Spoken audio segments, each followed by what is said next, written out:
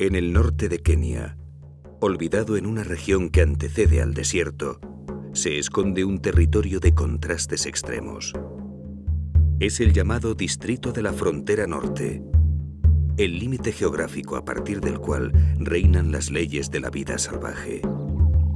Aquí, el hombre es un intruso, y son el agua, el viento y el sol quienes marcan las pautas de la supervivencia.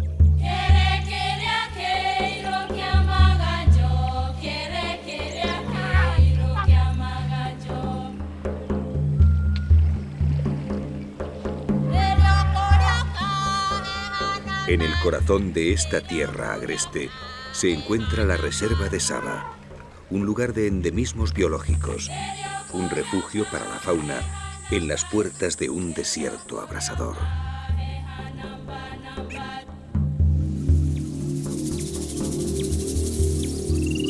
Saba es un lugar de extremos que pone a prueba la vida.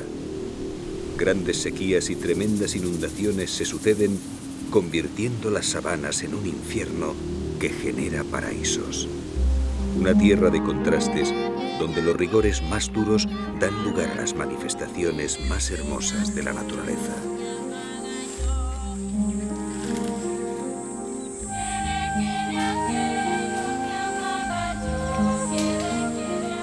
En una tierra donde la vida parece imposible, Saba guarda el tesoro de una biodiversidad exclusiva en una paradoja sin precedentes. Como si la dureza del medio fuera la causante de tanta riqueza. Como si la escasez fuera, en el fondo, la fuerza impulsora para el desarrollo de la vida.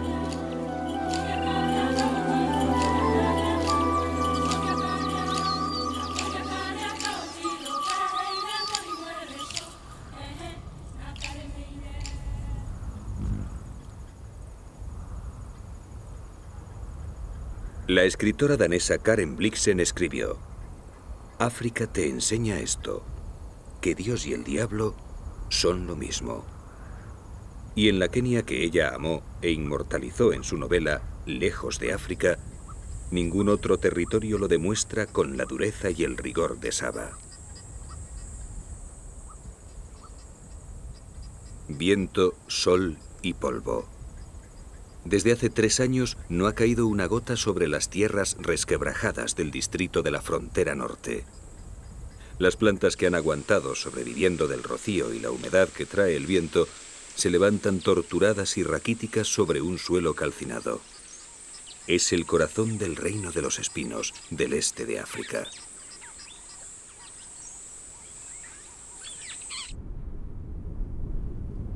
Los nativos llaman a esta región Njika, la región salvaje y solitaria. Pero incluso en esta época de sequía prolongada, la vida permanece en Saba. Con el frescor de la noche, los herbívoros aparecen buscando las gotas de rocío y los últimos tallos reblandecidos por la humedad. Pero por 3 veces la estación de las lluvias ha pasado de largo y los recursos vegetales son casi inexistentes.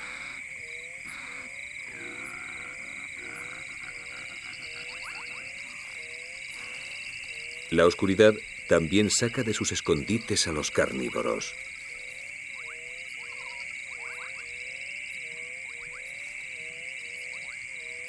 A diario la sequía acaba con algunos extenuados animales y estos moradores de las sombras buscan la sangre y la carne de los cadáveres para sobrevivir.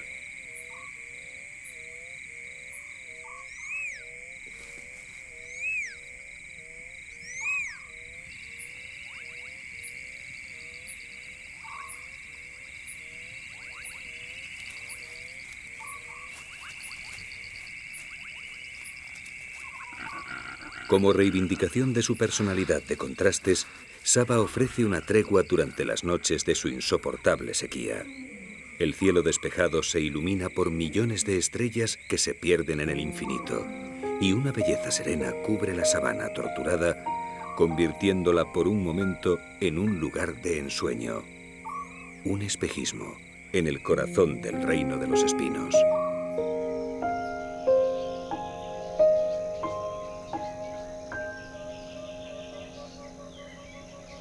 Es la época de las lluvias, pero el amanecer trae de nuevo un cielo despejado. Hoy tampoco llegará el agua.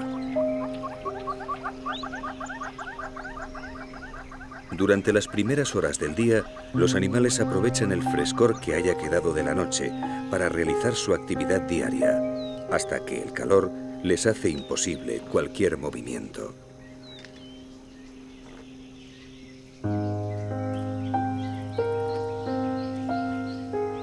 Este grupo de elefantes ha encontrado las últimas manchas verdes en las laderas de una colina kárstica, donde la roca caliza ha retenido el agua.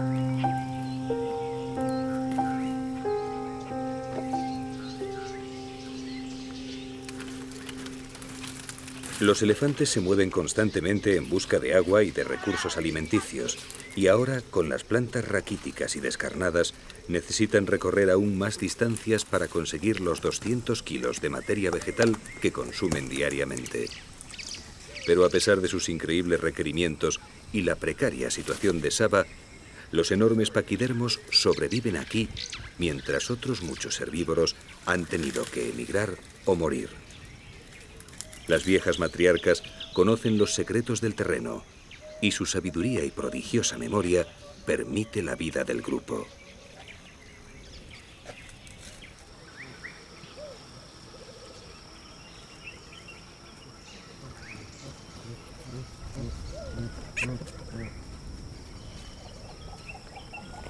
También entre los babuinos, la estructura familiar es la clave que les permite mantenerse en Saba, incluso en las peores épocas de sequía.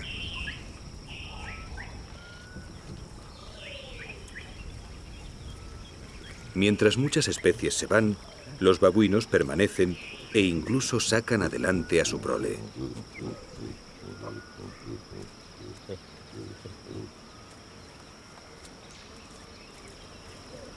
Su dieta es tan amplia que comen prácticamente de todo, y entre las hierbas secas, las piedras calcinadas y las cortezas de los árboles siempre se pueden encontrar bulbos, insectos, pequeños roedores o algún reptil de la sabana.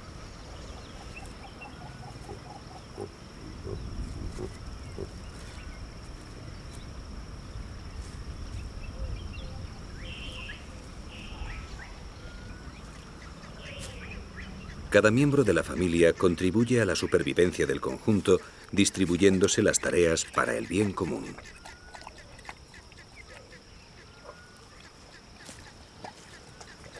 Todos trabajan conjuntamente en la búsqueda de agua y alimento. Todos son conscientes de la delicada situación en la que se mueven, o casi todos.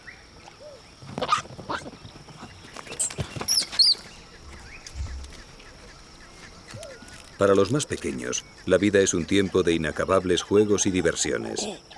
Durante las primeras semanas de vida, estos pequeños babuinos no tienen obligaciones dentro del grupo y la sequía no parece afectarles. Siempre hay una madre dispuesta a darte de mamar y unos incondicionales amigos para las correrías. Así que esta sabana abrasada supone un mundo maravilloso lleno de aventuras.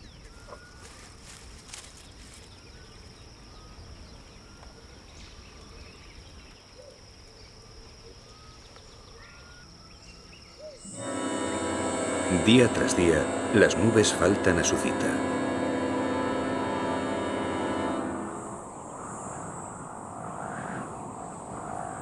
El desierto parece devorar la sabana y el polvo se levanta en remolinos como emisarios desesperados en busca de unas lluvias que no llegan.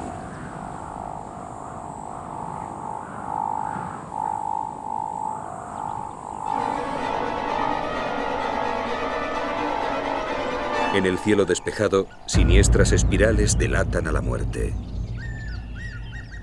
La enfermedad ha vencido a un elefante debilitado por la falta de agua y la precariedad de la dieta. Ahora su cuerpo es apenas un cuero abrasado. Los pliegues de su piel simulan montañas ajadas de un paisaje torturado por la sequía. Hasta los más poderosos sucumben bajo el poder del sol.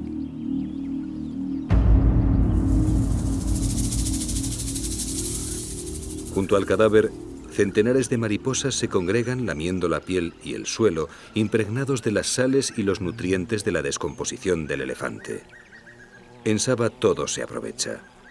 La muerte genera vida. El círculo se cierra. Y de nuevo Dios y el diablo se alternan y confunden.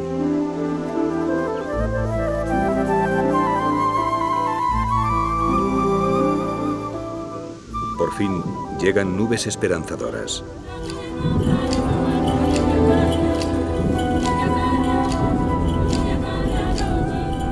Grandes cúmulos se forman sobre la sabana reseca y con 3 años de retraso descargan por fin la lluvia.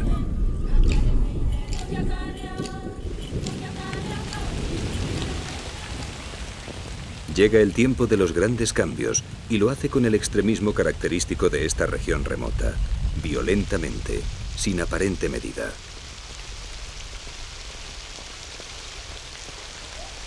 Las lluvias producen un milagro en esta frontera del desierto.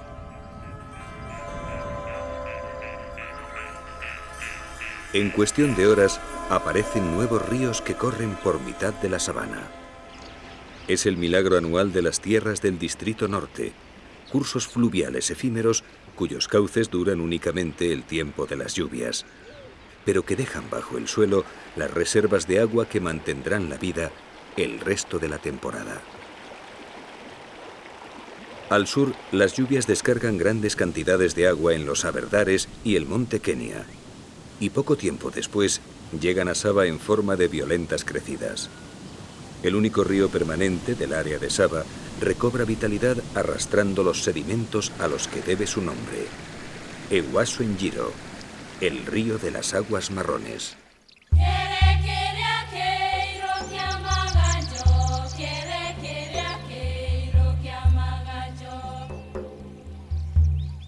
El verdor vuelve a las tierras de Saba. En pocos días se pasa del infierno al paraíso. Como los animales, las plantas que sobreviven a los rigores de esta región son verdaderas especialistas en resistir periodos prolongados de sequía. Y en cuanto reciben agua, reverdecen de inmediato, aprovechando al máximo el tiempo de abundancia. Ahora hay agua por todos lados. Impalas y monos tota lamen las hojas tiernas de las hierbas para obtener todo el agua que necesitan. Por unos días podrán evitar el riesgo que supone acercarse a beber en las orillas expuestas y despejadas de un río como el Ewaso Njiro, que además tiene cocodrilos.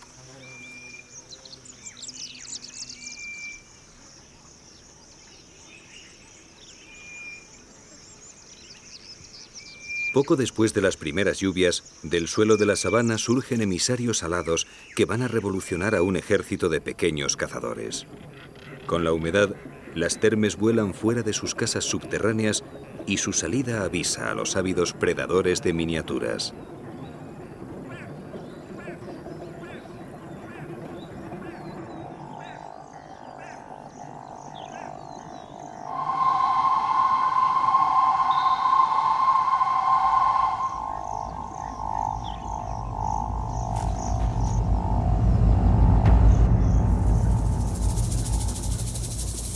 Para muchas aves, es una fuente de proteínas inestimable.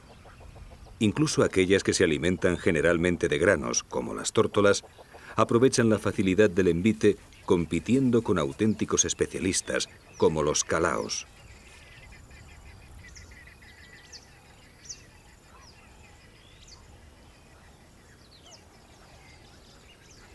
También los nectarínidos atrapan algunas termes a pesar de que su pico está diseñado para libar el néctar de las flores. Es tan estrecho que no puede tragarse las termes con alas, así que a diferencia de los calaos y otras aves menos especializadas, tienen que quitárselas antes de poder ingerirlas.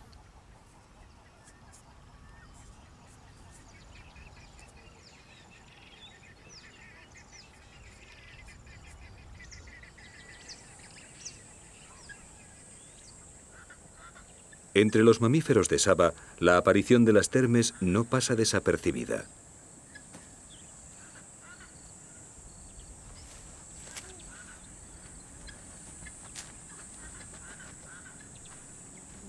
Las mangostas enanas, las más adaptadas a zonas áridas, se alimentan en gran parte de estos energéticos insectos, así que incluso cuando las termes dejan de salir al exterior para iniciar sus vuelos, estos pequeños cazadores, armados con poderosas garras excavadoras, se las componen para abrir huecos en sus casas fortificadas y darse un festín.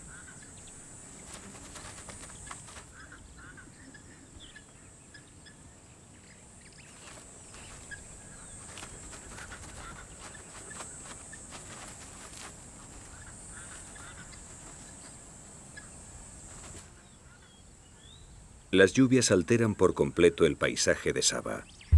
No solo reverdecen y multiplican las plantas, sino que las llanuras abrasadas, donde solo parecía moverse el viento, se llenan ahora de una fauna que apenas unos días antes aquí parecería imposible.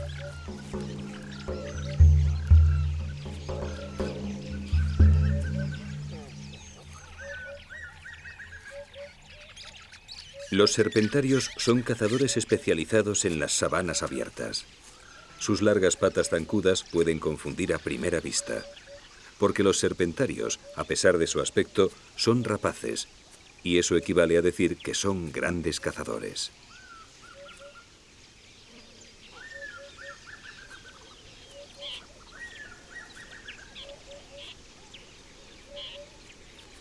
La mayor parte del día lo pasarán así, andando de forma elegante mientras cazan en pareja. Atraído por los insectos que han surgido con las lluvias, un milano negro se apunta al festín. Los milanos son cazadores aéreos, y es desde el aire donde localizan y atacan a sus presas con una precisión mortal. Pero en tierra son torpes y parecen desvalidos en comparación con sus primos los serpentarios, cuya especialización les ha hecho maestros de la caza en el suelo.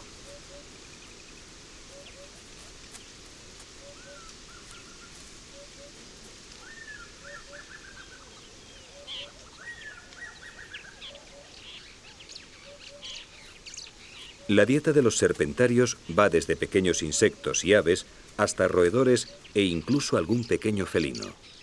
Y esta pareja de tímidos zorros de orejas de murciélago prefiere no arriesgarse y ponen tierra por medio.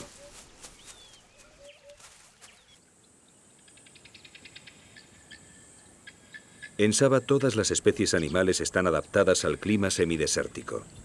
Nadie podría soportar los rigores del periodo de sequía con las escasas precipitaciones estacionales si no fueran verdaderos especialistas en supervivencia en climas áridos.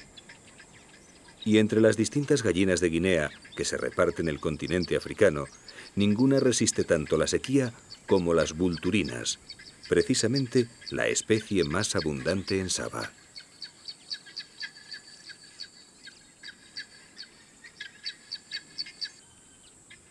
El aparato digestivo de las gallinas de Guinea vulturinas está especialmente adaptado para conservar al máximo el agua obtenida con la ingestión de alimento, de forma que aún en las épocas más secas de la sabana espinosa, las vulturinas pueden sobrevivir con su dieta de raíces, bulbos, insectos y moluscos terrestres sin apenas beber agua.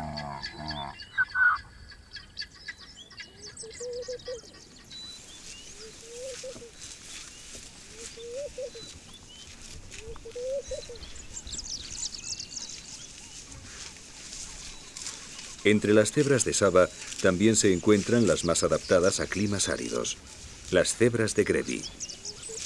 Durante el periodo de bonanza que llega con las lluvias, Sabah se llena de herbívoros. La cubierta vegetal sufre el acoso de los animales, pero el equilibrio se conserva gracias a las adaptaciones que cada uno de ellos ha desarrollado para intentar acceder a un estrato de la vegetación en el que tengan los mínimos competidores. Como las cebras de Grevi, algunos buscan los pastos más bajos al nivel del suelo.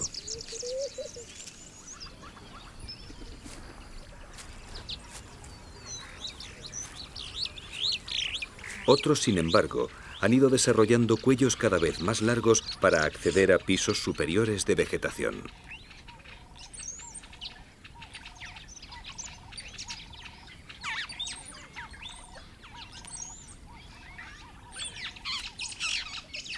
También entre los mamíferos se han alargado los cuellos. Este es el siguiente paso, un gerenuk, una palabra somalí que significa cuello de jirafa.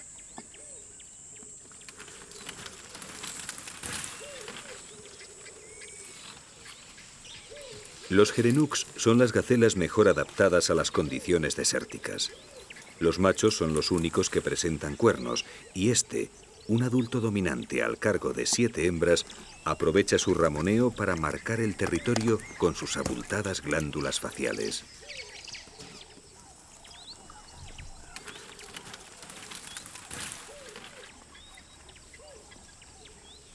Los gerenuks son las únicas gacelas que pueblan estas zonas subdesérticas en los meses más secos.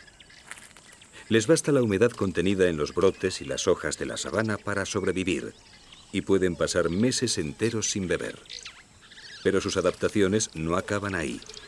Un labio superior flexible, una nariz fina y unos orificios nasales estrechos les permiten comer entre las espinas de matorrales y acacias. Y para evitar al máximo la competencia con otros herbívoros, no les ha bastado con su cuello largo y esbelto, sino que han aprendido un truco que les lleva a estratos de vegetación más altos.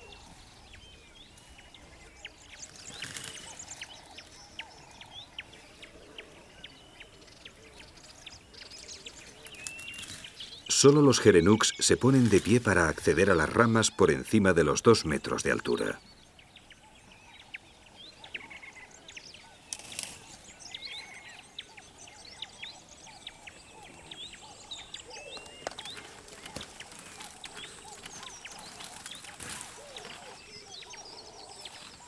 Cuanto más alto se llega, más alimento se pone a tu alcance. Y los gerenuks han llegado muy lejos en su carrera hacia las copas de los matorrales y árboles de saba.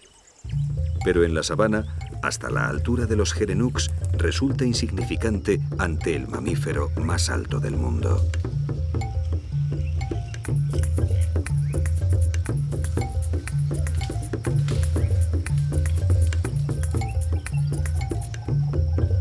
Hasta 5,5 metros dejan sin competidores a las jirafas y ponen a su alcance las copas de las acacias y, por lo tanto, una reserva de alimento indispensable durante la estación seca.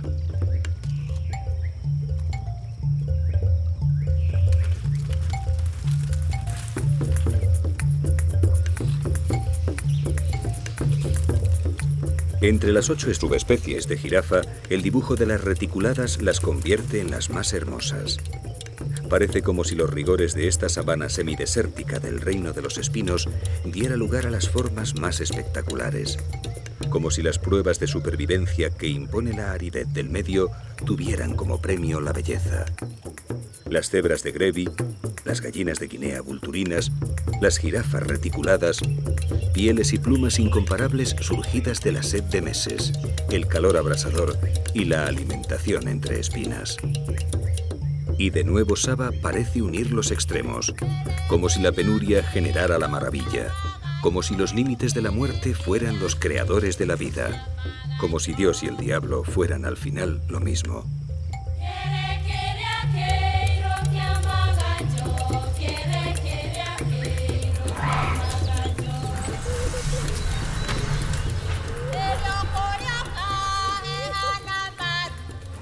La llegada de las lluvias trae de nuevo a los elefantes. A sus 4 metros de altura le añaden la longitud de su trompa y la capacidad de levantarse sobre los cuartos traseros, de forma que ni las jirafas llegan tan alto en su búsqueda de alimento.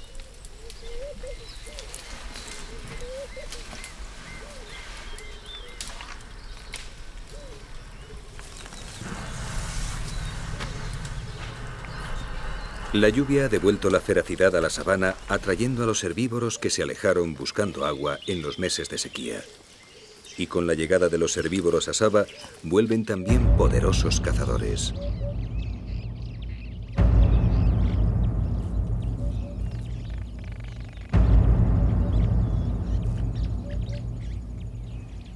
Aunque el verdor ha refrescado el ambiente, las horas centrales del día siguen siendo muy calurosas.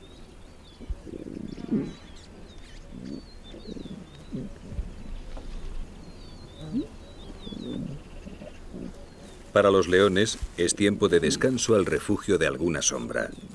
Hace demasiado calor como para intentar la agotadora tarea de cazar a un herbívoro, y más aún si este es un poderoso búfalo cafre.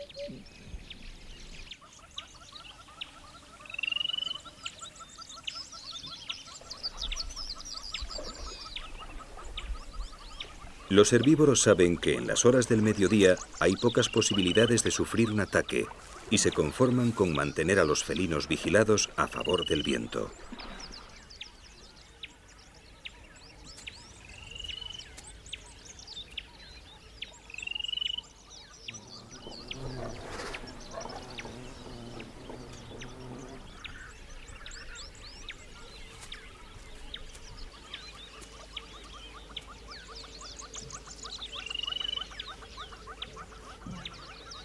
También estas jóvenes leonas descansan entre el frescor de la hierba verde, aunque no quitan la vista de un grupo de cebras. Si alguna da muestras de debilidad o está herida, las leonas atacarán sin dudarlo. Pero el grupo se mantiene en perfecto estado y los dibujos de sus cuerpos despistan a las cazadoras, desdibujando sus siluetas en un mare magno de rayas móviles.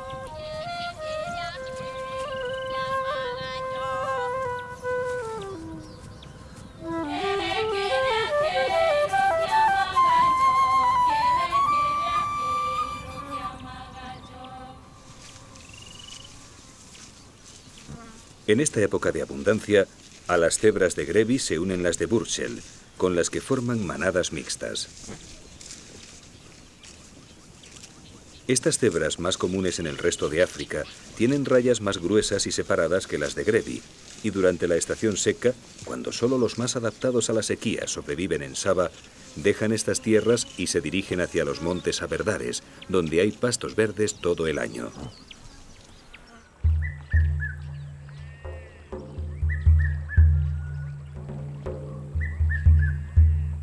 En esta época, cuando el clima ha cambiado y hay comida por todas partes, los animales se preparan para traer al mundo su descendencia. Y durante las semanas posteriores a las primeras lluvias, entre las especies se suceden el celo y los apareamientos.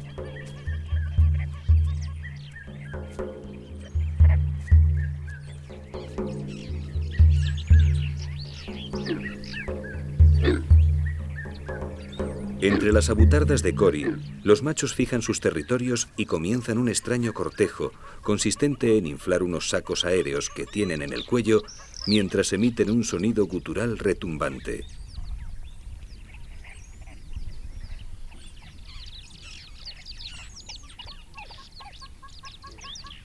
Sus cuellos hinchados y los sonidos sordos buscan llamar la atención y atraer a las hembras, mientras disuaden a otros machos que, como en este caso, pretenden apropiarse de un territorio que ya tiene dueño.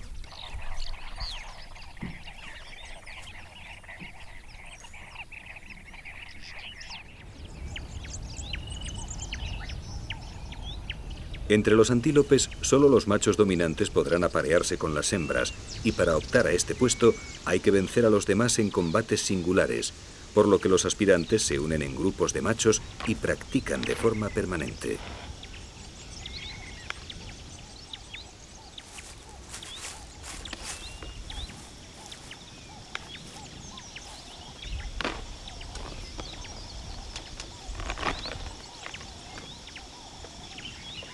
Estos no son verdaderos combates.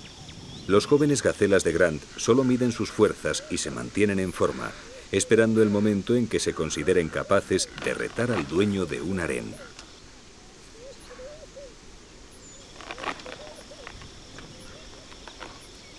Entre los machos de impala sucede lo mismo.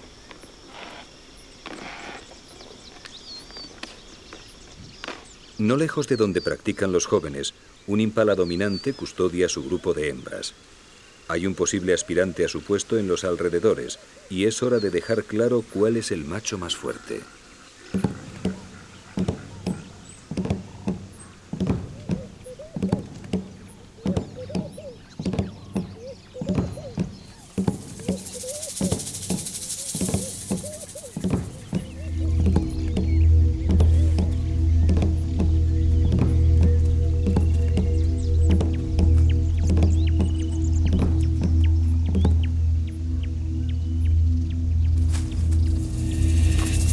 Ante la atenta mirada de las hembras, los machos se enfrentan. Pero el encuentro no llega a mayores. Bastan los primeros escarceos para que el aspirante comprenda que aún no ha llegado su momento, y antes de que el combate llegue a endurecerse, se retira ileso.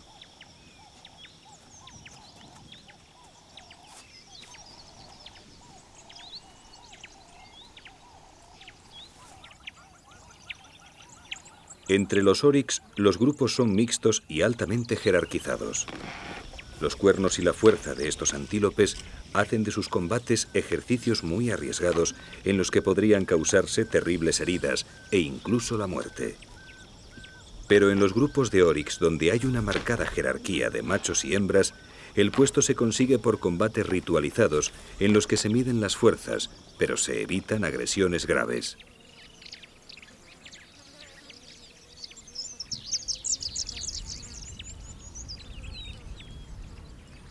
En las manadas, la jerarquía marca los apareamientos.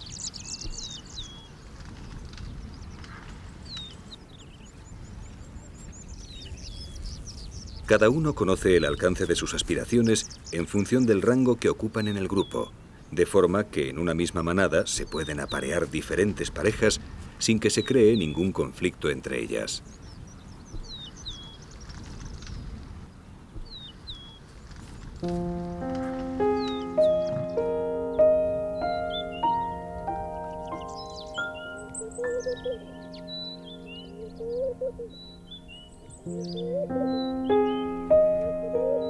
También para los serpentarios ha llegado el momento de aparearse.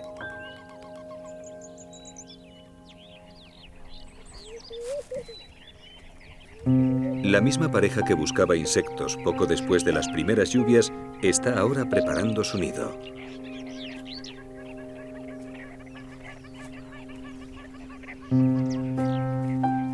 Aunque ambos animales se ocupan de la tarea, es el macho el que se encarga principalmente de coger las ramas, mientras la hembra las va colocando en la copa plana de una acacia, dando forma al enorme nido circular característico de esta especie.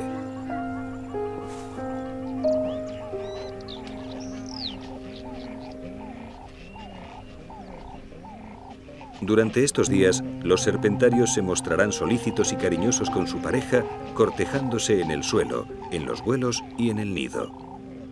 Y poco después, de una forma que aún no han podido descubrir los ornitólogos, se aparearán antes de poner su escasa pero valiosa puesta de no más de 3 huevos.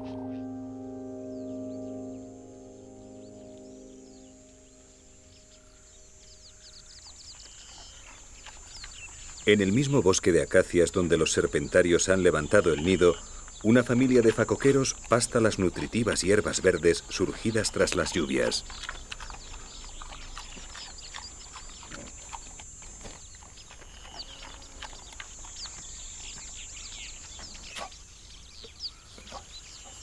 Los pequeños jabatos han venido al mundo pocos días antes, pero ya son todos expertos moradores de las sabanas.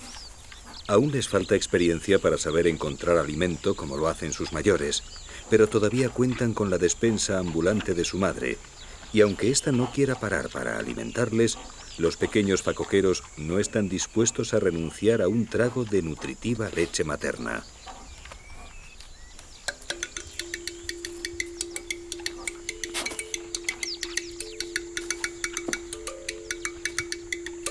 Su única misión durante estas primeras semanas será ejercitarse para adquirir la rapidez y la fuerza que les permitan huir de los cazadores. Y a esto se dedican en cuerpo y alma.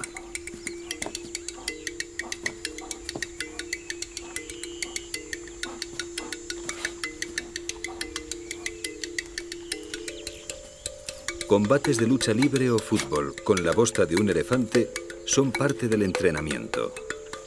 Todo vale si sirve para hacerles más rápidos y más fuertes, porque la sabana no tardará en ponerles a prueba.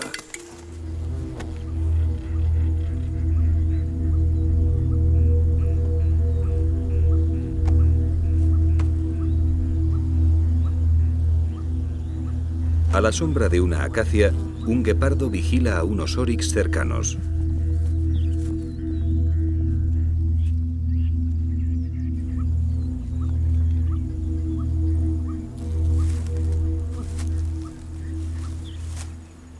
Los oryx son presas demasiado fuertes para él, pero en época de cría siempre puede encontrarse algún ternero de pocos días, y es a uno de ellos al que el guepardo está vigilando.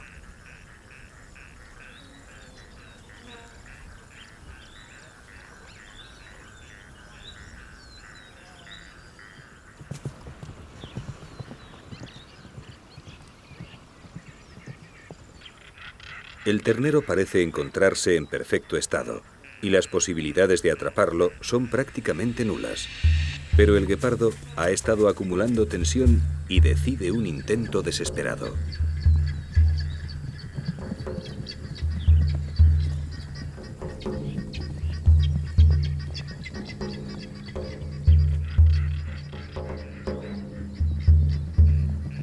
Los oryx se alejan sin demasiada prisa, con la confianza de su superioridad, pero sin exponer a sus crías a un riesgo innecesario.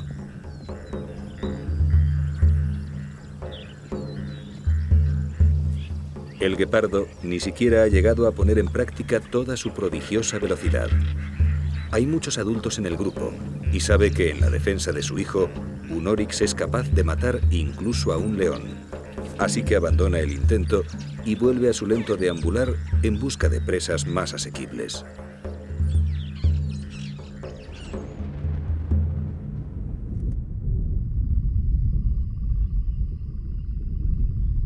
Durante las lluvias cortas, entre diciembre y febrero, las tormentas son frecuentes al atardecer.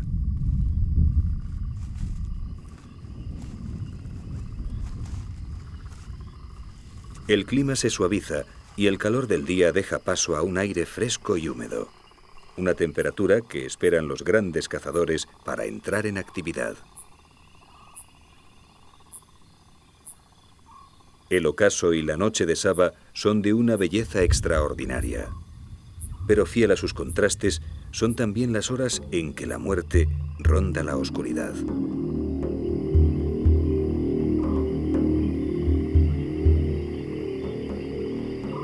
Cae la noche sobre el Ehuaso Njiro.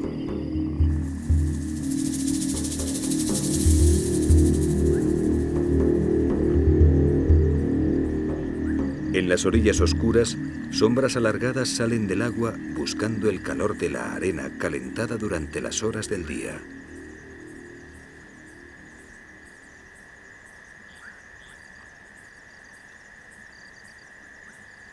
La actividad del metabolismo de los cocodrilos del Nilo depende de su temperatura corporal, y esta depende de su entorno, así que con la caída del sol, las exiguas playas del Ehuaso se llenan de estos dragones.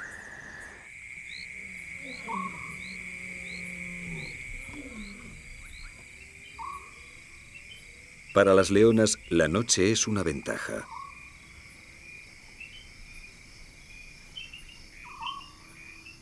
Los ojos de los leones pueden ver en la oscuridad. Amparadas en el mundo de las sombras, una madre y sus hijas del año anterior acechan a los herbívoros guiadas por los sonidos que llegan de la espesura.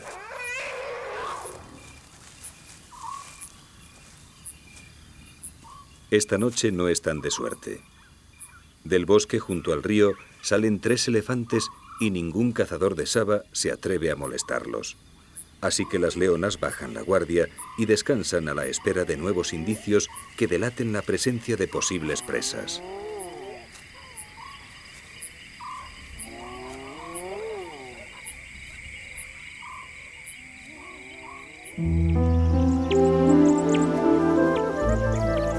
Las lluvias han dado su fruto.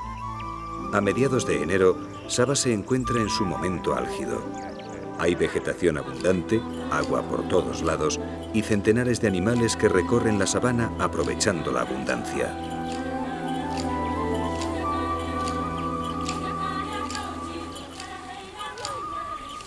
Los elefantes han vuelto a la región y permanecen en ella por más tiempo.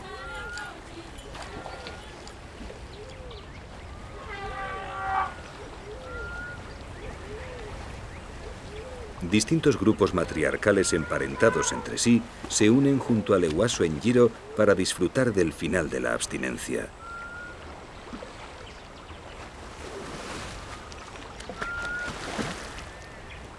Los elefantes beben entre 80 y 160 litros de agua al día, y los machos adultos pueden duplicar esta cantidad, por lo que siempre deben tener fuentes de agua a su disposición. Las orillas del Eguaso en Giro, que ahora baja caudaloso y estable, congrega a diario a grandes manadas de paquidermos. Los adultos pueden beber y bañarse, y los más pequeños disfrutan de baños de barro protegidos por un bosque de patas colosales.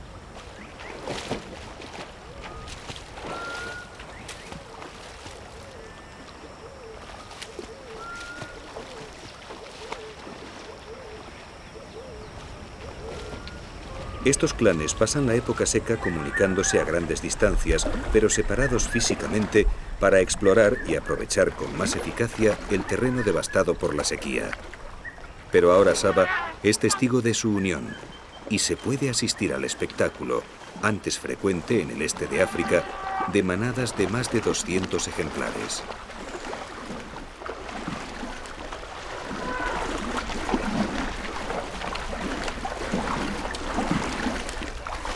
Hoy la región que forman las reservas de Saba, Samburu y Buffalo Springs acogen las mayores manadas de elefantes del este de África.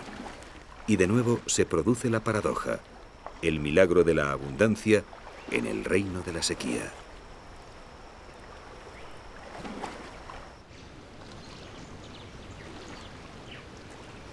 La orilla del río es el lugar de reunión de la mayoría de las especies de Saba. A lo largo del día, muchos de los animales de la sabana llegan aquí a beber. Y este es un momento delicado en el que uno se expone inevitablemente. Los grandes cocodrilos del Nilo han vuelto al agua con el calor del sol. En una de las orillas, unas cebras de Grevi sacian su sed y la aparición de un pequeño potro atrae a los grandes saurios.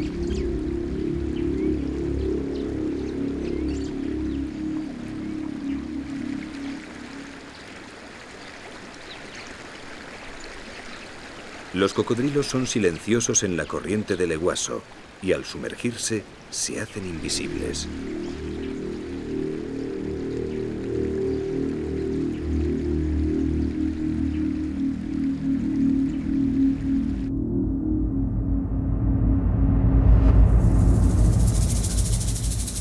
Pero las cebras están alerta permanentemente y la escasa profundidad del río juega a su favor. Solo la sorpresa de una emboscada puede darle una presa terrestre a los grandes cocodrilos del Eguaso en Giro.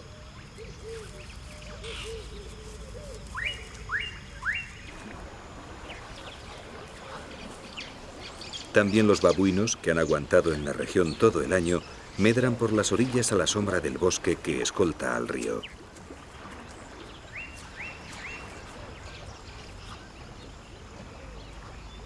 Los machos dominantes no bajan la guardia. También los cazadores saben que todas sus presas llegarán a beber tarde o temprano, y en el bosque galería son frecuentes las emboscadas.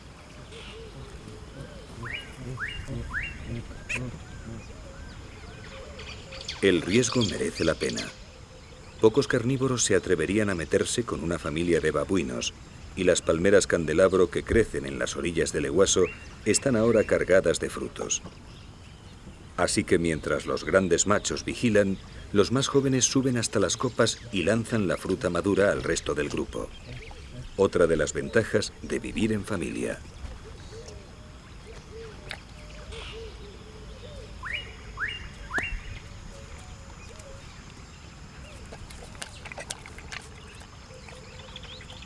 Entre las sombras del mismo bosque, a escasa distancia de los babuinos, dos dik-diks de Kirk vigilan nerviosos mientras comen.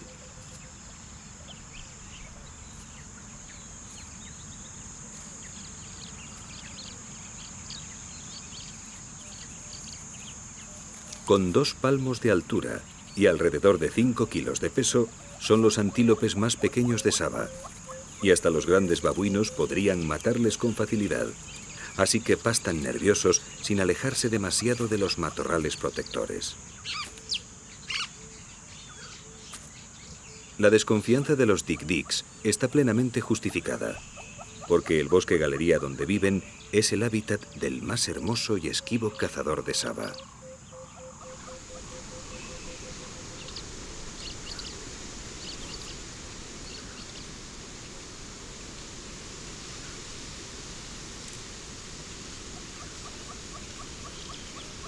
Los leopardos permanecen la mayor parte del día ocultos en las copas de las acacias, donde su piel moteada les hace invisibles.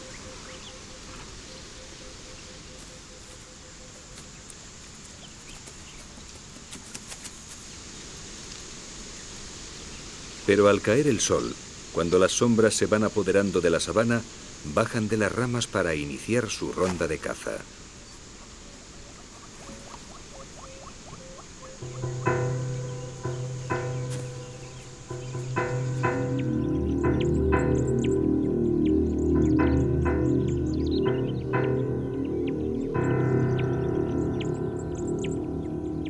Llega la hora de los cazadores.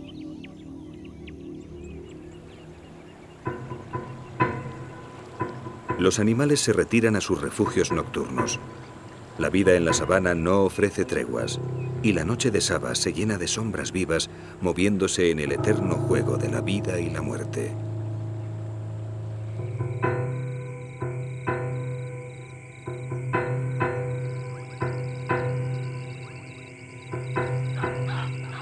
Junto al río, bajo el tronco de una acacia caída, el leopardo escruta la noche en busca de presas.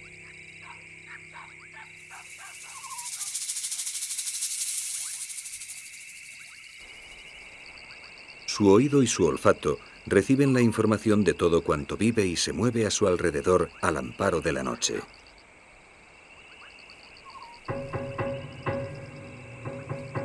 Otro leopardo surge de las sombras y la pareja continúa su ronda silenciosa.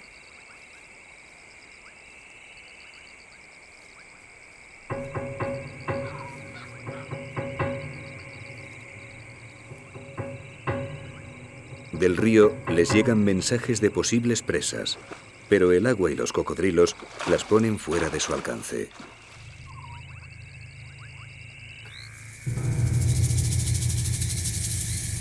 Entonces, el macho detecta un movimiento furtivo en un árbol junto al ehuaso en Giro y empieza la cacería.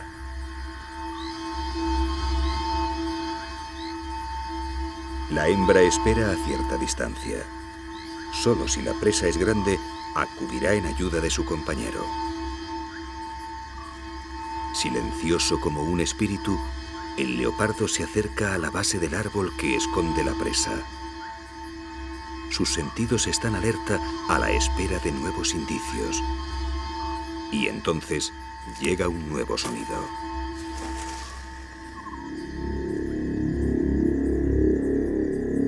El leopardo sabe que hay algo vivo en el árbol y sabe que no tiene salida. Bajo las ramas hay un río lleno de amenazas y para llegar a tierra la presa tiene que descubrirse. Ahora solo es cuestión de tiempo y bajo la atenta vigilancia de su compañera, el cazador se prepara para el ataque.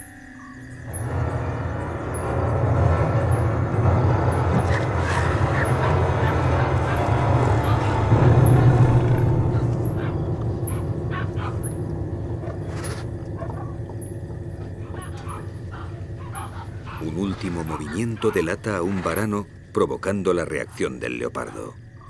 Para el aterrorizado lagarto, esta será su última noche.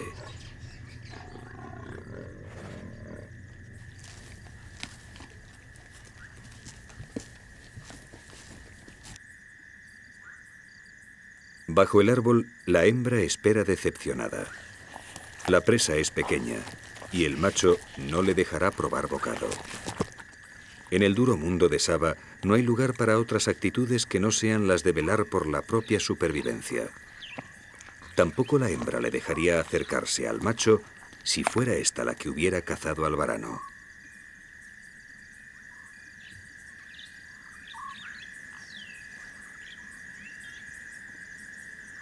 Acabada la comida, el macho baja del árbol y se une a su pareja.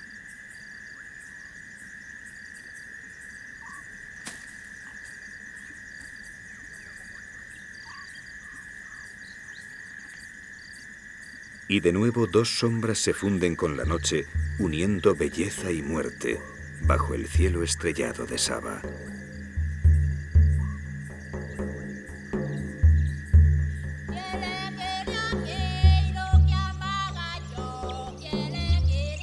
Saba es una tierra fascinante más allá de la influencia de los hombres.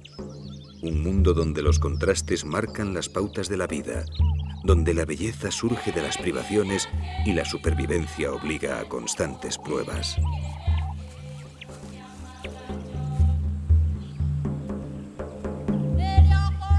Y es precisamente la dureza de sus condiciones lo que convierte a esta tierra en un mundo aparte, un paraíso exclusivo para sus supervivientes. Con la vuelta de la estación seca, Saba regresa a su principio. Poco a poco vuelve la sequía. Y de nuevo Dios y el diablo se alternarán hasta hacerse uno solo, sin un principio o fin definidos, en el ciclo perpetuo de la vida.